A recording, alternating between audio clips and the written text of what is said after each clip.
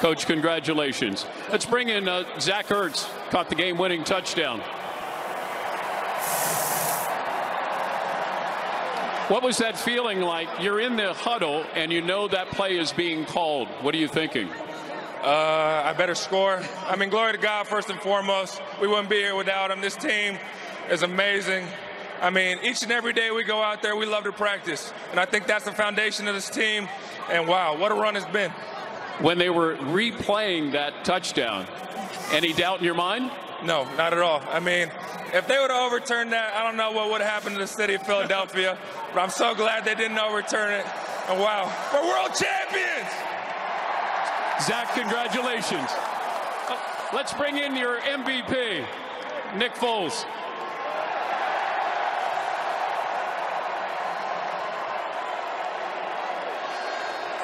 Just another game, right, Nick? Yeah, just another game. Unbelievable. All glory to God. Obviously, Lily really likes this mic. She has no idea. It didn't seem like the game, the nerves, the pressure matched up against Brady bothered you. What was going on inside you? I felt calm. I mean, we have such a great group of guys, such a great coaching staff. We felt confident coming in, and, you know, we just went out there and played football. You know, we played this game since we were a little kid. We've dreamed about this moment. There's plenty of kids watching this game right now dreaming about this moment. Someday we'll be here.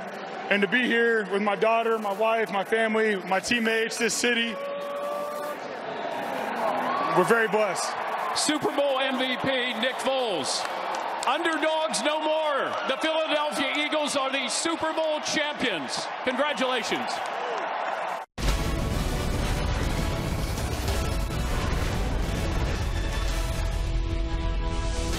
Deadline day for the franchise tag. 6 players received the tag. No new names today that we didn't already know from yesterday. These 6 players will have until mid-July to negotiate a long-term deal, or they will play on a 1-year contract, paying them the amounts that you see associated with their names right there. But that is just half of the story, ladies and gentlemen, because now that the franchise tags are settled, we know the names of the players who are going to hit free agency when the frenzy begins next week. Hi, everyone. Welcome to NFL Total Access. Lindsey Rhodes and Scott Hansen here with you. First, though, a big one. Twist at the top of the draft. NFL Media's Charlie Casserly reporting today that the Cardinals are shopping Josh Rosen, their 10th overall pick from last season. Charlie says he spoke to a team today that confirmed those conversations, and according to Steve Wyche, he's hearing the same thing from front offices around the league. So, does this mean what we think it means? That the Cardinals are going to take Kyler Murray with the first overall pick? Well, that is where this gets really interesting, because the feedback that Casserly heard about him in Indianapolis was not at all flattering. Well, you better hope Kingsbury takes him #1, because this was not good. This was the worst comments I ever got on a high-rated quarterback, and I've been doing this a long time. Leadership, not good.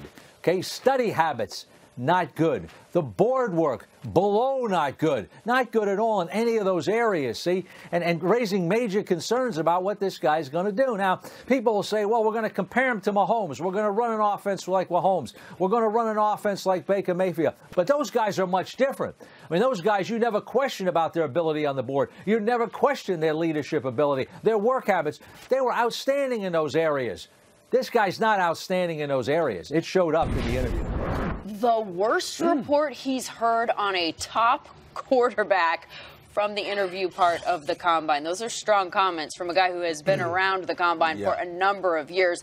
And he says that he heard the exact same story from more than 2 teams. So Michael Robinson, Reggie Bush, if you're Kyler Murray, if you're Kyler Murray's team, what do you make of this? Oh, wow. Well, when you just look at it from a straight statistical standpoint, Kyler Murray, what he did in college, 5,362 total yards just last year, okay? 54 touchdowns that he's been responsible for. It's very hard for me to believe that this kid doesn't have an ounce of leadership ability. Very hard for me to believe that this kid doesn't have the skill set to be the possible top pick of the draft. Thank you. I think this is a little bit more of a smoke screen to a degree. I don't know what. From more than 2 teams, same smoke screen? Yeah, I hear you, right? But there's a lot of people that probably want this guy on their team, okay? And we get a lot of stories like this that comes out right after the combine. A lot of stories that go out about top picks. Reggie, we were in the same draft. There were a lot of things being said about you. There were a lot of things being said about a lot of top draft picks. It's just when you see the production in college, it's very hard for me to believe that this kid isn't elite. Yeah, and Charlie Casserly is also the same guy that passed up on me in the NFL draft. So take everything you say, take everything that Charlie Casserly says with a grain of salt, because you do not get drafted in baseball and soon to be football with lack of leadership or with no work ethic or with not good, what else did he say? Board work? Whatever. What is board work? What is that? Well, at the board, when they ask him to drop a play or take us through something, show us that you understand football. When I turn on the film, what do you see? I see a guy that has arm talent. I see a guy that can create plays, can create space with his legs.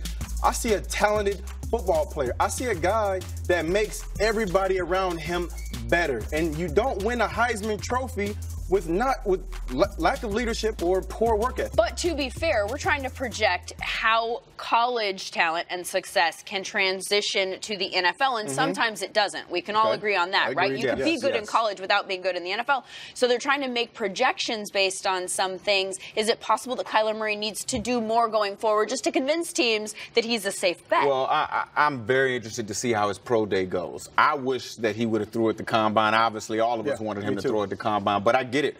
When you're possibly the #1 pick overall, everybody's going to come to your pro day anyway. You want to create a script to where you can, accentuate the things that you do best. At the same time, do it on your turf, right? That's what I did. I did it on my turf. I did the same thing Kyler Murray did. I didn't work out at the combine. All I did was interviews. I held everything on my turf where I was very familiar with the surroundings on our own pro day.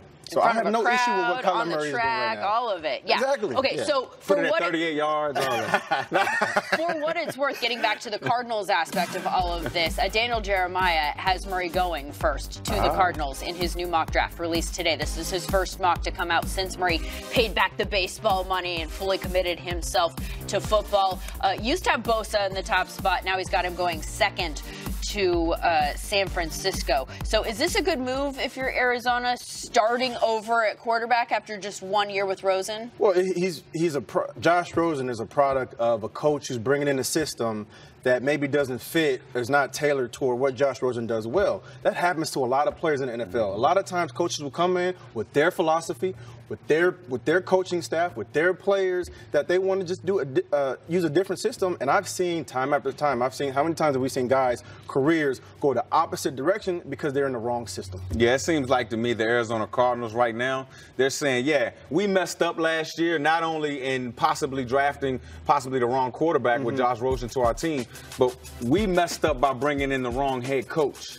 What's happening now with the Arizona Cardinals is their decision to bring in Steve Wilks and not allow him to build his own team. Now they're paying the price for some of those decisions that they made.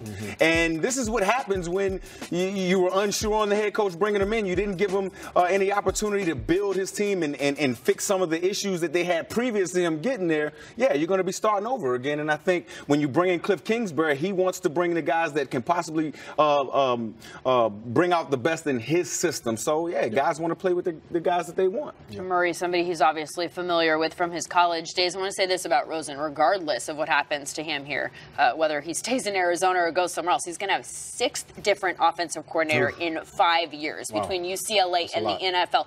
It's hard for anyone to know what anyone can do at the quarterback position when you're dealing with that kind of turnover. So I hope he has some consistency so that he can show us what he can do. Exactly. Scott?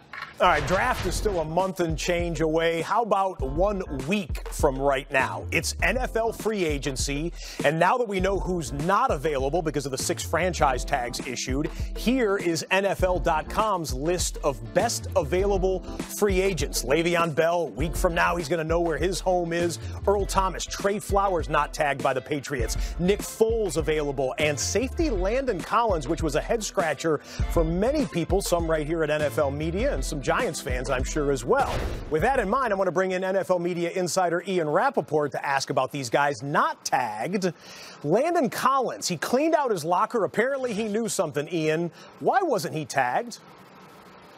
And this really, Scott, is about value, not the player specifically. The Giants love Landon Collins as a player, as a locker room guy, everything about him except the fact that he is a safety who would have made $11 million fully guaranteed on the franchise tag. And when you talk to Giants people, they do believe that he's much more of a box safety, doesn't play in the post, closer to the line of scrimmage. And when they tried to make sense of it, this was really just about the value that he brings. These type of guys, Mark Barron, by the way, we saw cut earlier today. That's kind of the guy that the Giants at least think he is, closer to the line of scrimmage. We will see what other teams think of Landon Collins. My understanding is he is going to have a very, very strong market now that he is free. Okay, Pro Bowl safety available to 32 teams. 31, given the Giants are not going to re-sign him back. A Pro Bowl linebacker, somewhat surprisingly available. C.J. Mosley, not tagged by Baltimore. What gives? Similar situation here about value. The $15 million franchise tag for C.J. Mosley generally applies to pass rushing linebackers, not inside linebackers who don't rush the passer like Mosley, despite the fact that he's very good, despite the fact that he is a playmaker. So the Ravens deem the $15 million franchise tag too rich, although they would like to re-sign him and are going to try hard to do that now that he is a free agent. And by the way, they're going to have some extra money in cap space to do that with. Sources say the Ravens have cut Eric Weddle, their veteran safety, team leader, all-around good guy, was due to make $6.5 million this year. This was about getting younger for the Ravens, despite the fact that Weddle can still absolutely ball. Now, he has openly discussed potentially retiring this coming off season, although I know he is right now considering who he would play for, and no doubt one of the really good teams, perennial contenders, want to come talk to him. My understanding is that's something that he is going to consider. Okay, Weddle, 34 years old, but he's also a 6-time Pro Bowl safety, including 3 straight there with Baltimore. Lastly, the Super Bowl champs. New England Patriots, they had 3 guys that some people thought could get the franchise tag. New England stood pat, did not tag any of them. What do we know? This was an interesting one as well. Some thought that kicker Stephen Gostkowski would end up getting the franchise tag like he did last time. Would be $5 million. Did not happen, although the Patriots would like to re-sign him. More interesting probably is the fact that Trey Flowers, who could emerge as the highest paid pass rusher in free agency, he was not tagged. And this is a guy who I've had some teams tell me, Scott, could end up making $17 million. I know the Patriots want that last little option to try to match that deal if it comes to that. And then Trent Brown, who has emerged as one of the top left tackles in the NFL, that was one who some thought they would franchise tag him. No, he is now a free agent. Patriots would like to sign him too, but he is someone else who's going to have a very strong market. Yeah, Flowers going to get paid. Brown's going to get paid. Meanwhile, the Patriots fans sit back and say, in Bill we trust. They'll find others to plug in. Yeah. Ian, thanks. Lindsay? Those are some good players you guys are talking about there. In fact, Landon Collins is a 3-time Pro Bowler, 1-time All-Pro team captain for the Giants last year. Thank you, Lindsay. Proving my point over here. Letting him go? I don't like it. I don't like the decision because who else do they have, right? And this is a defense that struggled last year all across the board. Olivia Vernon was their top leader in sacks. He only had 7 sacks. Their team was ranked 31st in sacks. So what that tells me is that Landon Collins may have had a down year, but everybody else around him also had a down year as well. And when I turn on the film, this guy can still play at a high level. He's 25 years old, and like you said, he was first-team All-Pro in 2016.